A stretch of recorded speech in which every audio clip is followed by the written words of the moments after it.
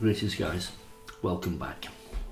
So I was on a channel this morning called NDE, Near Death Experience, and I was reading down the comments as I listened to the video itself, and there was a lady on there who put that she'd lost her husband 3 weeks before and she was devastated and she didn't know what to do and so on. And this is a really bad time for people to be going through, and I totally get it.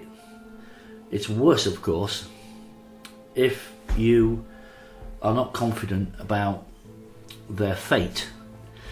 If you have spent your life believing in hellfire and brimstone and having a hot trident rammed up your back passage, then I understand why people are going to freak out worse than they ordinarily would when somebody dies. Because, of course, you think, well, he used to be a thief, or he did this, or he did that. Therefore, he's probably now in purgatory, you know, awaiting his fate, or whatever. And, look, all that is complete bunkum. It's just complete tripe. The moment I read, you know, give unto Caesar that which is Caesar's, if I had any doubts at all that the whole lot is a contrived piece of nonsense written by those who want power and control, that was it for me. If I'd not already decided, that really did help me to decide when a piece of scripture tells me that I have to pay my taxes to the government. Any faith I might have had at that point was immediately dispatched. There's a lot of other stuff, by the way. You know, you don't want to debate me on Christianity and stuff like that, because believe me, I've really gone to town on it over 40 years. So, and I don't want to debate. I mean, people are entitled to believe whatever they want, you know. And the near-death experience, I think, is almost customised to the individual. So if when you're in the dying process you are a Christian, a Plymouth Brethren, and you've gone through life wearing a headscarf and been entirely devoted to Jesus and so on, then the first person you will meet who will lift you off the floor and tell you he loves you will be Jesus. Right? A Buddhist, the chances are, will probably have some vision of the Buddha, and or you know, the others, some others might see Krishna or whatever, and some people will get locked in what might be to them a kind of purgatory, because their belief in this life has been that there's nothing beyond death, the death of the physical body. And so what happens is, reality says, all right then, you'll get nothing then.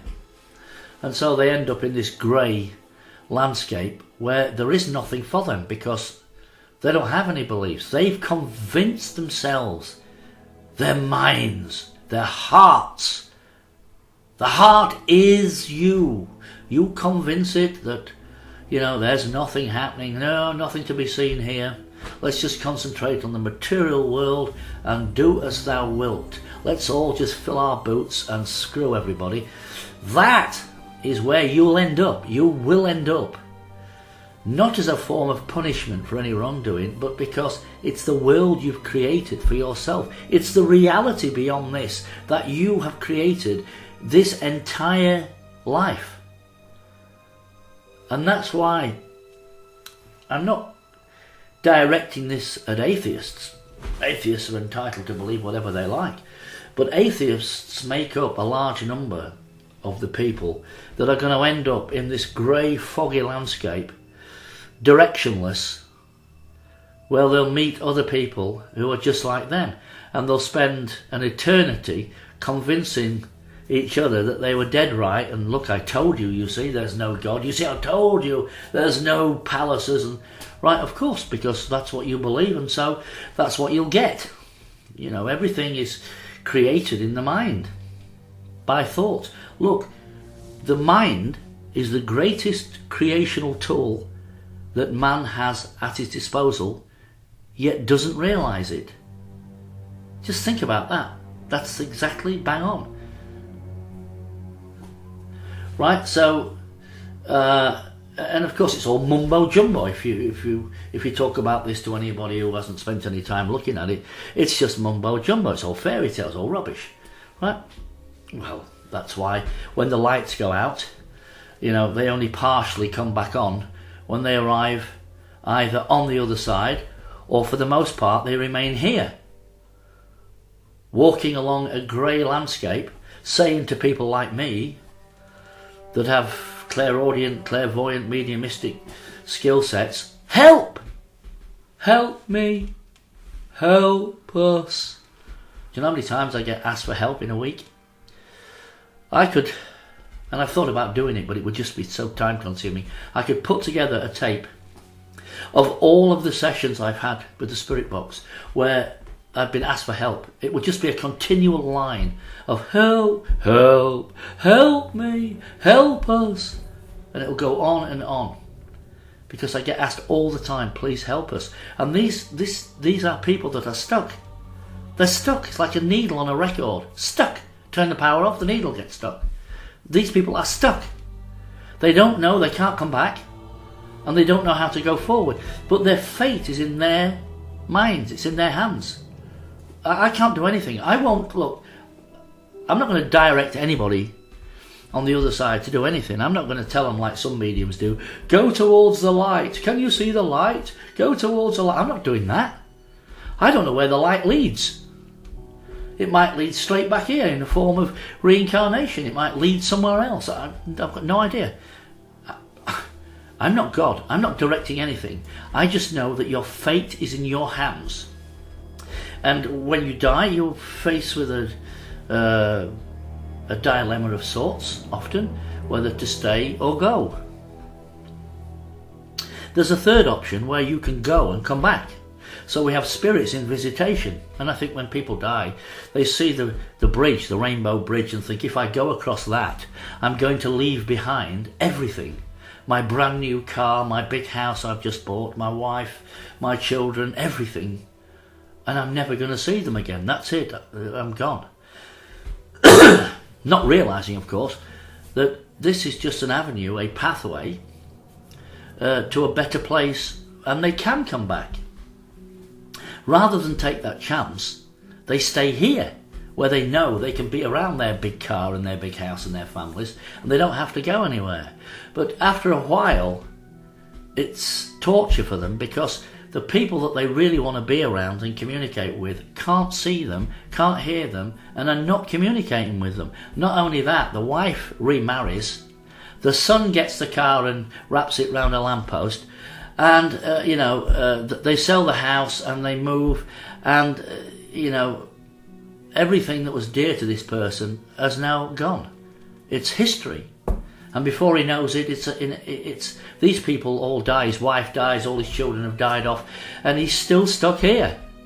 Here he is 200 or 300 years later in our time, still stuck here thinking, well, where the hell are they? He doesn't realise they've all died and gone across the bridge and moved on. He's still stuck here. It's the same as in the spirit world. There are a lot of let's say, women who have lost their children, who are wandering around this earth plane looking for their children, not realising they're not here. They've gone, but they don't realise they've been wandering around for 200 years. But in their time, it's something like 20 minutes, half an hour. They don't realise that so much time has gone past. It's an entirely different, it's an entirely different time, space. So you get the fate, literally, that you wish upon yourself. And I don't advise anybody to go across any bridge or do anything. That's a matter of, it's a choice for you. And that choice is represented and understood if you look at how many people are stuck here, especially children. We've got a lot of children wandering around this earth plane with no parents. Often they will gang together. You'll get a dozen children all playing together. They've all bumped into each other and said, oh, Oh, are you here as well? Oh, well, let's play football then. So they gather together, but there's no adults with them. All the adults have gone on. But the children don't realise that they can go to their parents, and their parents can't come and get the children because it has to be the children's choice to go over the bridge. Unless the parents are invited by the children to come and get them, which the child won't even think of doing, right? They are literally stuck here. And they're stuck here at whatever age they die, at 10 or 6 or whatever. They don't grow. The idea that a child is an adult. Look, if a medium tells me, did you have a baby? Did your wife have a baby that died at age 4 or something? Well, let me tell you, he's 40 now and he's doing... I think that's... Well, you're talking out of your arse. No, the child is still 4 in the other world. I've got countless bits of evidence, video and film, showing pictures of couples holding a child up in their arms, a little baby or whatever, and another one holding their hand stood on the floor with a doll in its arms or whatever. They don't age in the next world. That is bullshit. If people tell you that's nonsense, guys, they don't. I've seen all the evidence that to the contrary, they don't. They stay at that age in this world. That's why you can see spirits and hear spirits of young children running around from Victorian times, playing hopscotch and playing games that they used to play in that era. If they moved on, if they grew and moved on, then they would grow and move on, but they don't. They stay here. They stay at that age. So that's one bit of evidence that if somebody's a charlatan, you know that. I mean, if they tell you that, then that's just bunkum.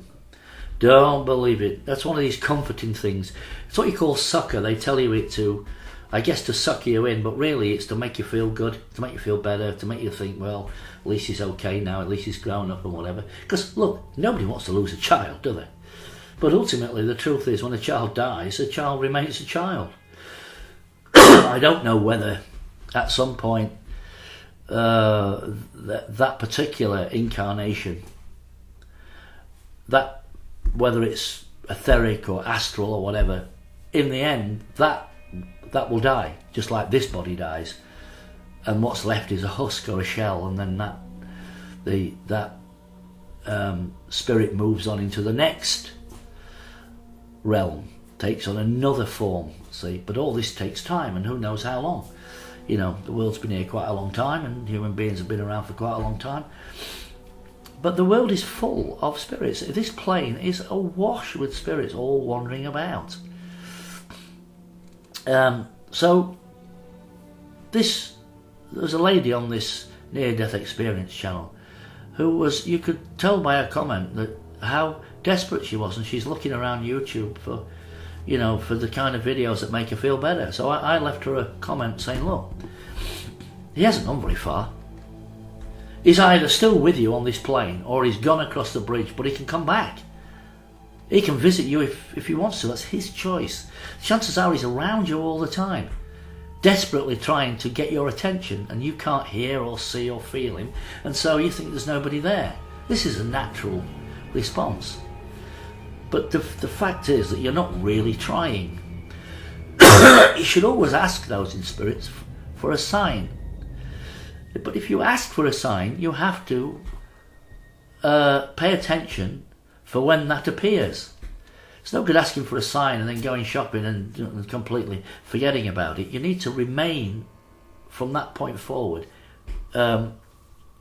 cognizant, aware. You need to look out for signs that could be left for you. Don't make them up, don't see something that's not there, but just be aware that they use different ways to tell you, I'm here and I'm okay. I mean, ask them to knock. When you ask for them to talk, to speak or whatever, you've got to give time to these things. So if you get a dictaphone, I started off with a very cheap dictaphone that actually recorded on VHS type brown tape. Quality wasn't very good, but it did the job. Now I've got this Zoom H4n recorder, which about 250 quid new. I got this in a CEX shop for 40 quid, still boxed up. What a bargain! These are very, very sensitive, and it's what I'm using to record this bit of narrative right now. It's a fantastic piece of kit. It's also used, by the way, in the wonderful series of videos Ghost Circle. If you go to ghostcircle.com, they've got 29 documentary videos on there featuring Patrick McNamara, the medium. Brilliant. I think it costs a tenner for a year. That's what I paid. You get access to 29 videos for a year, and the thing is that they're well worth it. They are quite brilliant in their own right, and I don't recommend crap, bullshit, or bullshitters. So it's for 10 quid, guys, you're getting a bargain, and you've got lots of material to sit and watch and absorb. Patrick McNamara is a wonderful medium, and he has 2 or 3 others with him, younger people that are just getting into it, but they're very accurate, very marvellous guys. You will sit there and be mesmerised by it, like I was. Fabulous. 10 quid, bargain. But the point is that what you do is you get a dictaphone, get the best one that you can afford. It's the same, I say, the same with guitars. People ask me all the time, what guitar should I buy for my son? You know, well, you buy the best one that you can afford. If you can only afford 50 quid, then, you know, it's no good asking me what guitar to buy. You're going to buy one that's worth 50 quid, aren't you? Because it's all you've got. If you come to me and say, I've got £1,000, what guitar should I buy for my son? Now I can go through your options. You have options then, right up to £1,000. You might not have to pay that. You might pay less than half of that and get a brilliant guitar. But if you've only got a little amount of money, you're stuck with what you can afford. Well, it's the same with a dictaphone. Get the best dictaphone you can, put it on, record. First of all, what you need is silence. Silence.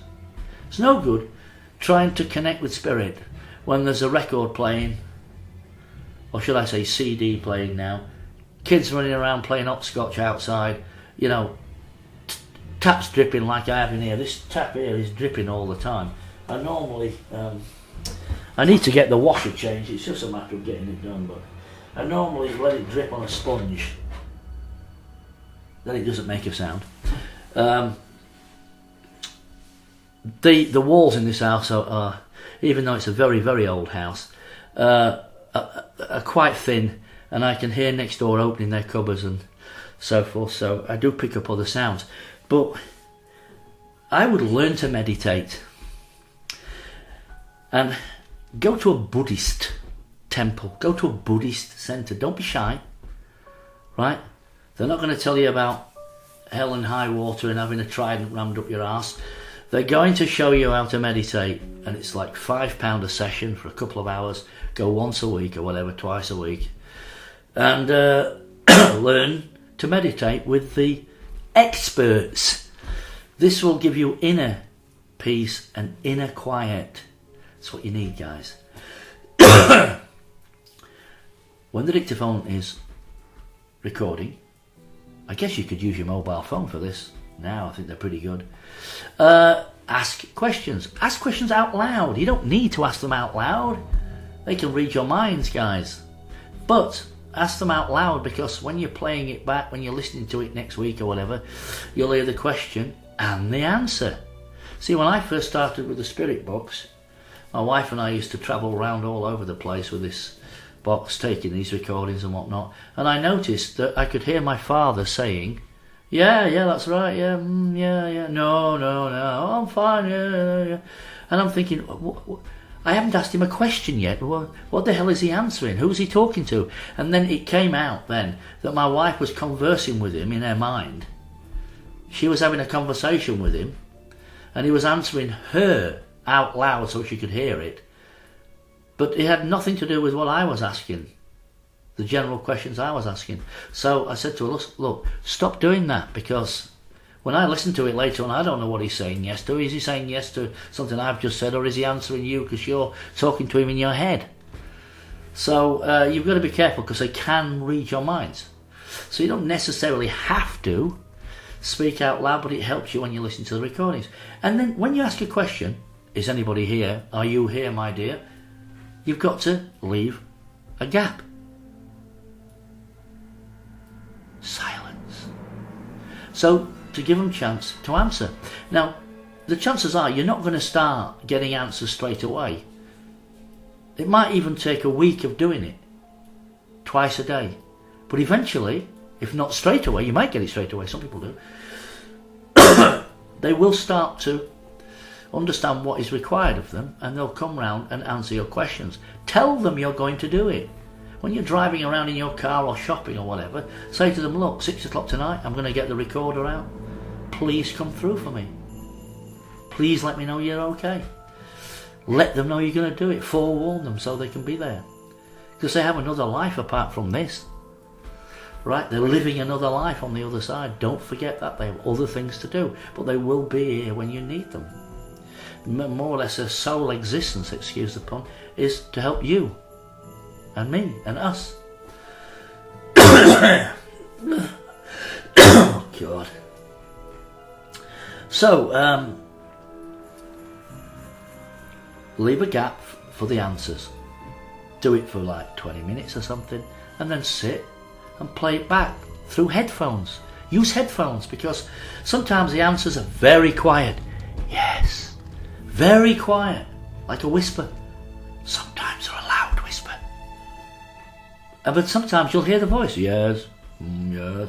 You'll hear them, just as they sounded in this live. Bizarre, guys. When I hear my father, sounds just like he did when he was alive. So, what does that tell you about the voice box and the larynx and the, the roof of the mouth and the tongue and everything else that is concerned with how your voice is projected, sounds and is projected? Well, it leaves a lot of questions. So, for this lady, she needs to understand that her husband's in a better place. I know it's old hat, isn't it? It's old cliche, isn't it? But it's true. When you communicate with people in spirit, they seem overly contented and happy. And I think if you said, do you want to come back? The answer would be no. I mean, my own mother said, that she said to me, I couldn't have hung around any longer. How much longer did you want me to stay here? She was in her late 90s. She said I'd done. I was through. I was exhausted. So she's happy where she is, free of all illness and worry and pain and so on. And so's my dad. I mean, my dad's comment to me was, well, at least I don't have to put my teeth in a glass of Sterident every night. That's one thing I've found that, And he was making a joke. But it's true. Doesn't have any of these things to do now. So, you can contact people that have gone over. Ignore the skeptics. Skeptics, guys, want the spirit world to sing and dance in front of them on a table to prove their existence as evidence, right? But let me tell you guys, if that happened, they would be the first person to say, all right, where's the hidden mirrors? Where's the curtain? And this is all fake. This is all trickery. I'm being tricked here, right? It's the same with the pictures, guys. You can provide as much evidence as you want for anything. You'll get one of two answers from that shower. They'll say either, well, 3 dots in a triangle shape. Well, that's just 3 dots in a triangle shape. It's not 2 eyes and a nose. Well, I never said it was. I mean, parabolia is a very real phenomena, but it doesn't affect anything I've done. When you look at the figures I show you, you can see, if you spend time looking at them, not just glance at them, pause the video and look at it, and you'll see that you're looking at little tiny features, little faces, little people, little limbs, some wearing hats and things like that. You can see them, guys. Just take time, be patient, don't be a knee-jerk. A lot of people are knee-jerk, thumbing them down before they've even watched it. No, oh, rubbish, oh, fairy tales, rubbish, right? Tiny, tiny levels of concentration and patience and ability, wisdom, knowledge, understanding, right? They don't leave comments either. They don't say, I've thumbed it down because I think it's rubbish or whatever. They never leave comments because they know they'll get torn a new one. They're just cowards, guys. They run away from this stuff. Either they're running away from it or they are deliberately suppressing this information, right? So you're never going to ever, guys, it doesn't matter what you do, you're never going to convince these people of anything. Don't try, just leave it. The other response you'll get when you provide really clear evidence where it's undeniable that this is a man looking out of the window, like the one that's my YouTube icon, if you like, if that's the right word, the little round icon I have on my channel. That's a man, that's an air crewman with his life jacket round his neck, looking out of the top part of a window on a block, a housing block that is demolished. It's all boarded up, all the windows are broken, right? Church Fenton married quarters, or not married quarters, that wouldn't be right. This is where the single lads, right? This is the what you would call barracks, I suppose. These are the barracks, modern looking barracks, but nevertheless where the lads used to sleep. And they're all boarded up, all the windows are broken, it's all fenced off, you can't get in, right? And this photograph shows an air crewman. There is a video specifically about it. Go and find it, it's on the channel. It's about the ghost at Church Fenton. This is an air crewman staring out of the window, looking to his right up at the sky.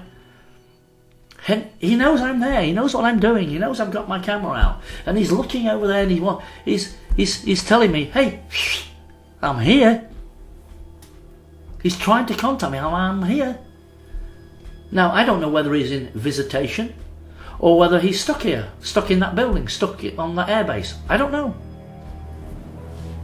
But when you show somebody a picture like that, they say, oh, fake, got to be fake, too clear, got to be photoshopped or whatever. So you can't win. If it's not to their satisfaction in terms of quality, they say, well, it could be anything, couldn't it? It could be just pixels, just dots, it could be anything. Then you provide them a wonderful picture, undeniable evidence. They say, well, that has to be fake. You've just faked it. You've just created it in Photoshop or whatever. So you literally can't win. So don't try and win. Just keep putting the evidence out there and in an attempt to get people's attention and wake them up. And if you can wake up one person a day, you've done your job. But my biggest wish, and the main reason I do it, is so that don't just wake up and understand it yourself. Don't just watch my stuff and say, yeah, it's very good, I enjoy it and whatnot. Go and do it yourself. I don't have a magic camera, guys. I just have an ordinary Nikon camera. It has a very good lens on it, but other than that, it's just an ordinary camera, guys. You know, it doesn't have any heat-seeking missiles on it or radar or anything like that. It's just a Nikon camera, guys. So that's really what I wanted to say. Really a message to anybody who has lost anybody. It's very difficult, and I get it, totally. But understand one thing, you haven't lost them. They haven't gone anywhere. This has always been understood. They don't go anywhere. When you pass across, when you go through the veil, you will see them again. You'll walk straight up to them and give them a cuddle, and life will continue on. You'll rejoin. You'll recreate the union and carry on. You haven't lost anybody, whether it be adults or children or pets or whatever. Dogs and cats are on the other side. Don't try not to. It's easy for me to say because I know how devastating it is, but focus on that fact and remember, meditation